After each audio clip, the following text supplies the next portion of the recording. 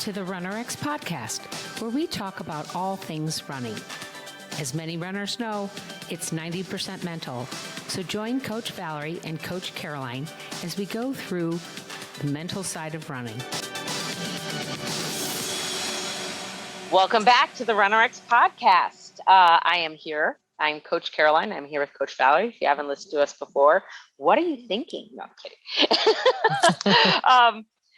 Coach Valerie, I want to talk about something that I used to hear a lot when I was running. And at the time, my coach had great intentions. He was really a fantastic soul. But he used to, in his attempt to try to get us off the idea of running like by a certain speed, like run a 2-minute mile or run this, he was trying to get us out of that mindset. He used to have us do things like run this 50 meters easy, run this 50 meters hard, run it at a medium pace. But what's your thought process on that? Hard versus easy versus medium? Right. Well, here's the challenge. So running is always hard. Yeah. No, well, and that's right. the conversation, No, kind of that language, right? Right. But right. it is true. Here's the thing. I like to say running is hard. Running isn't hard. Breathing is hard, right? Because once you actually learn how to run pain-free, running itself, seriously, guys, isn't hard. It's the breathing that gets hard. It's actually holding pose is what's hard.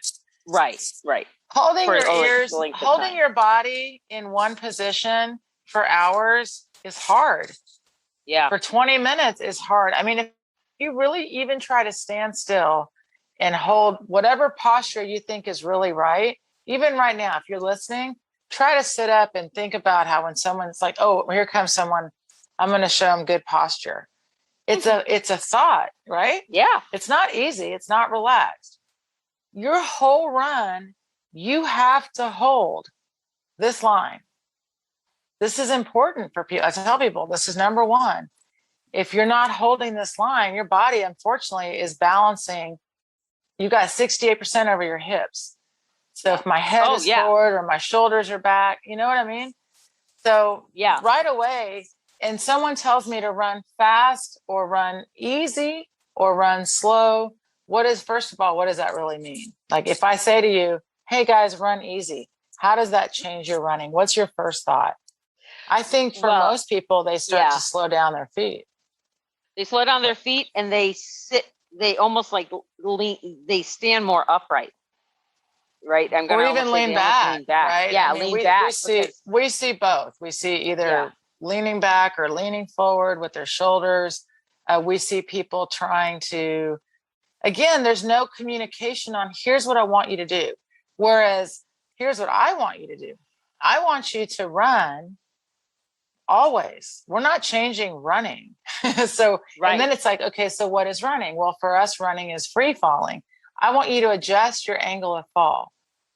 That's what the conversation should be. I want you guys to fall enough to be pulling, make sure it's, let's check that cadence maybe around 180 or so, right? That's the kind of thing, the conversation we would have. And here's what's really fun is that once you learn how to free fall, then it is all about control, meaning people that love control. It's like when you're driving and you adjust your gas pedal. It's just something you do. Well, once you realize that you're the one that adjusts your angle of fall, then if you feel like I cannot hold this angle, you also know how to bring it back a little bit, but it doesn't change your actual running. Right. And that's a little bit of what we try to do in the membership is with these drills. And this was something I talked about recently in the membership about learning this new movement is when you're learning anything new, a new instrument, you're learning a new movement, you're learning, maybe you have to study a speech. That's a great example. You have to memorize something. What they have found is that if you take what you're trying to accomplish and they call it chunking it down. So if it's a speech, you're going to do, 3 slides at a time. And you're going to start your speech. And then as soon as you mess up, you're going to stop and go back to the beginning. And you're going to go do it again, right? You're going to do it until you can do it without messing up. right? And then you're going to go forward, and maybe you go forward, maybe you get to 6 slides, 10 slides in, then you mess up. You don't have to go all the way back to the beginning, but you go back 6 slides, right? You go back to slide 6. So we do that in the membership. In what we teach you is we start you in the pose. Okay, then we teach you fall pull. And then we have you work on pose, fall pull, run about what? Like it's like 5 steps. Well, and you keep doing that, right? Well, Go ahead. right. And something to keep in mind, and this is important, when you learn something new and you focus on this. So that's kind of what she's talking about. In the beginning, you have never free fallen on purpose in your run. Right. You've never felt this before. So you have to feel it in this huge way in the beginning, meaning to really feel falling in the beginning, it has to be like, woo, crazy, out of control falling. So what we do to help you with that is we really talk to you about, you do a drill and then you do a short burst. And it's the repeated short bursts that develop your ability to hold it for longer. But in the beginning, the first thing that people do is just a little bit of panic. Yeah, right. And that's kind of what leads me back to that whole conversation of easy versus hard versus medium. No. Got to kind of like rethink this, guys. And you've got to first figure out like feeling the fall. And then now you can go 50 meters feeling the fall. Now you start working on that perception, right? That now I'm going to fall a little bit more. It's going to feel a little hard. I'm going to feel out of control, right? And I'm going to ease up on it a little bit. And so maybe to you, it seems like you ran hard, right? It was hard versus, that felt effortless, right? But the language isn't, I did a hard run, I did an easy one. Am I saying that right? Right. And the main thing to keep in mind, and this is a big thing too, is I wouldn't take away, but we kind of, to reconnect with yourself in running, you have to let go of things like your heart rate monitor, especially in the beginning, because to really run and to feel the connection to falling, like I said in the beginning, it's going to be like, I'm falling out of control, or I feel a little, I've never felt this before. So in the beginning, your heart rate goes up. Yeah. Your cardio system is like waking up finally, but you're still using your muscles. So there's a lot going on in your thinking. So we're like, in the beginning, you have to let the external stuff go so we can help you feel it, right? So then what happens is, though, and we promise you we wouldn't still be doing this today if it didn't really work. As you realize, okay, I'm starting to feel it, right?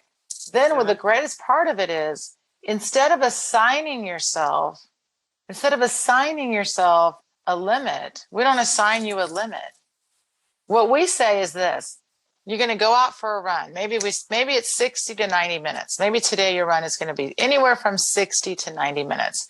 Your goal is to be able to match your fall, and pull, meaning you're running and you can sustain where you are right now. And so this is really important for people to understand, is that if I understand what that means, then maybe today I'm meeting my friend that wants to talk the whole time. So I'm going to fall at a pace that I just need to pull my feet a little bit, stay at my, my tempo pace, if you want to call it that.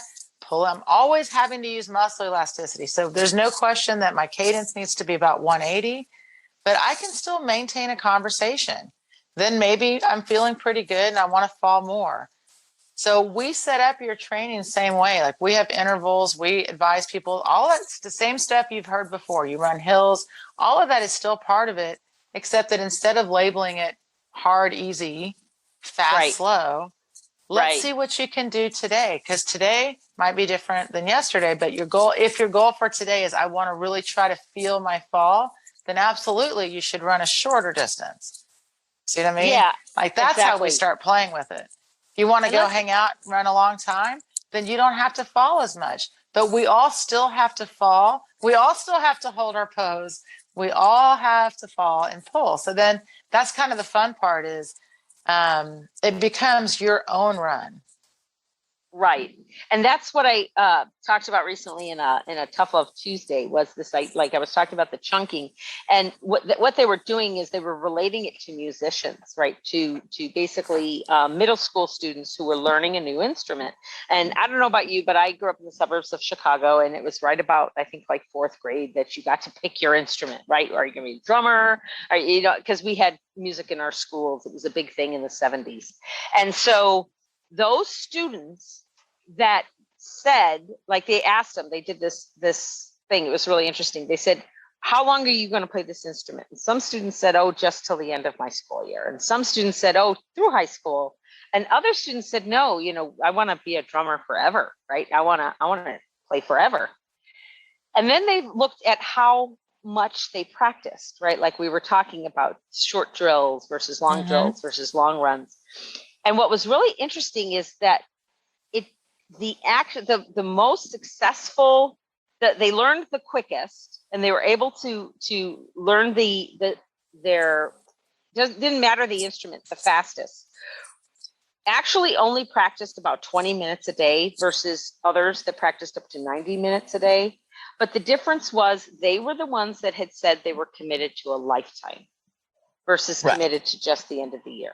And that's kind of what I wanted to bring this in too, guys, is when you're learning this new movement, get out of this idea of easy, hard. I'm just gonna run this marathon. I really want to run this marathon.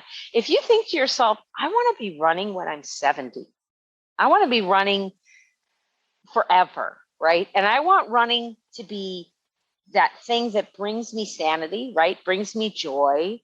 And I want to be able to just get up in the morning, throw on my shoes and go for a run.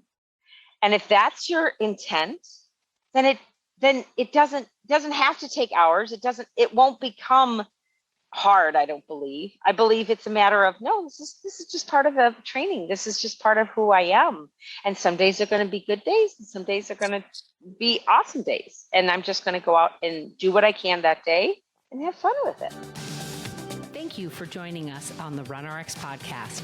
If you'd like to know more, join us at www.runrx.fit. And if you have additional questions that you'd like answered on the podcast, email us at support@runrx.fit.